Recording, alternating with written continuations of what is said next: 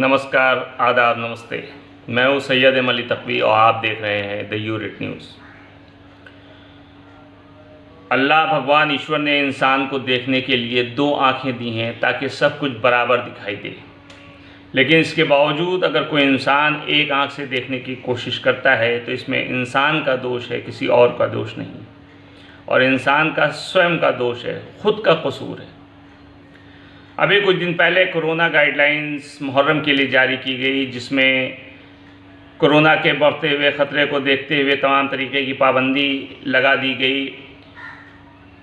उत्तर प्रदेश सरकार ने डीजीपी के ज़रिए जो सर्कुलर जारी किया उसमें तमाम तरीके की बातें की गई, जिस पे बहुत हंगामा भी हुआ और तमाम तरह के विरोध भी हुए।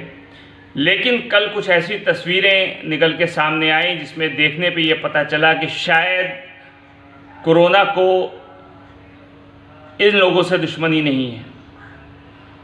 तस्वीर देखने के बाद ऐसा लगा कि रोड पे, सड़क पे शायद 2-4 आदमी टहल रहे हैं, बस इससे ज़्यादा नज़र नहीं आ रहे। लेकिन जब तस्वीरें देखिए आप तो पता चलता है कि हज़ारों की तादाद में लोग सड़क पे रैली निकाल रहे हैं, विरोध प्रदर्शन कर रहे हैं। ये क्या है? सरकार के खिलाफ प्रदर्शन हो रहा है, महंगाई के खिलाफ हो रहा है। लेकिन प्रदर्शन तो सही हो रहा है, लेकिन उसमें मौजूद संख्या वो डीजीपी साहब को देखनी चाहिए। लेकिन शायद एक आंख से देखने की वजह से वो देख नहीं पा रहे हैं। क्या इस भीड़ के लिए कोरोना गाइडलाइंस नहीं है?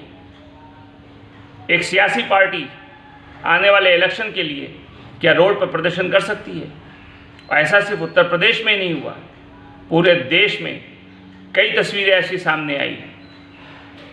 इस रैली का या इन जनसभाओं का मैं विरोध नहीं कर रहा हूँ, मैं विरोध कर रहा हूँ उत्तर प्रदेश सरकार द्वारा डीजीपी के ज़रिए जारी किए गए गाइडलाइंस की। कल ही देश में एक तस्वीर और निकल के सामने आई जहाँ पे कांग्रेस पार्टी के पूर्व अध्यक्ष राहुल गांधी जी रैली कर रहे थे। वहाँ भी हज़ारों की तादाद में लोगों की भीड़ जमा थी। वो उनका अधिकार है, वो अपनी रैली कर रहे हैं, आने वाले चुनाव के लिए तैयारी कर रहे हैं, वो अपनी जगह बिल्कुल सही है। लेकिन सवाल ये होता है कि अगर वाकई कोरोना का खौफ है तो क्या इनके लिए कोई गाइडलाइंस नहीं है, इस पर कोई पाबंदी नहीं लगनी चाहिए? इस पर सरकार को भी सोचना चाहिए। एक वर्ग विशेष के लिए एक मुहर्रम शोक सभा, शोक मंथ के लिए तरह तरह की गाइडलाइंस निकाल दी जाती है। पिछले साल भी मुहर्रम से पहले ऐसा ही हुआ था, तमाम जुलूसों पर, ताज़ियों पर पाबंदी लगा दी गई थी। इस साल भी जुलूस, ताज़ियों पर पाबंदी लगा दी गई। लेकिन सवाल ये उठता है कि इस तरह की न जाने कितनी रैलियां अभी चुनाव से पहले सड़कों पर नज़र आएंगी, तो क्या ये उत्तर प्रदेश सरकार और डीजीपी को नहीं दिखाई दे रहा है? ये एक सोचने की बात है। इंसान को हमेशा दोनों नज़रों से बराबर देखना चाहिए। जिस शिक्षा को ग्रहण करके इंसान उच्च पद पर जाकर बैठा हुआ है और फैसले ले रहा है, उसको बचपन में भी स्कूल में टीचरों ने, शिक्षकों ने, सब ने यही पाठ पढ़ाया होगा, घर में माँ बाप ने भी यही पाठ पढ़ाया होगा कि बेटा सबको बराबर की निगाह से देखना।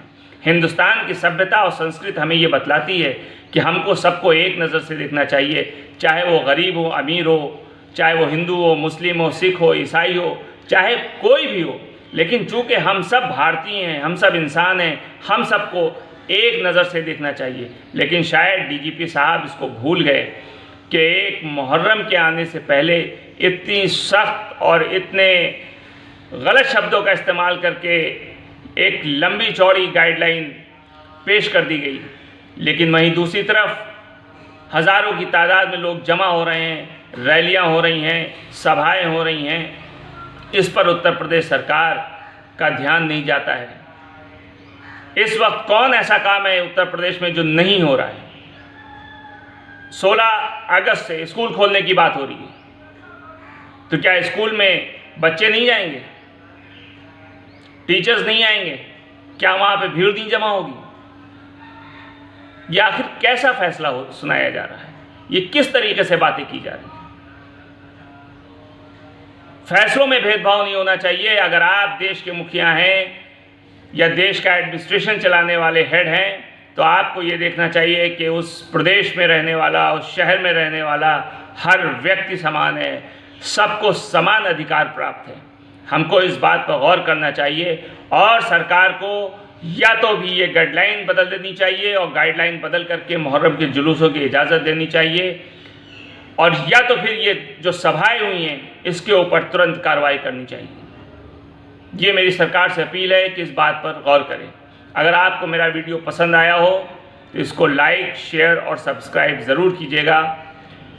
तब तक के लिए देखते रहिए माय आदाब, नमस्ते, the unit news. Thank you.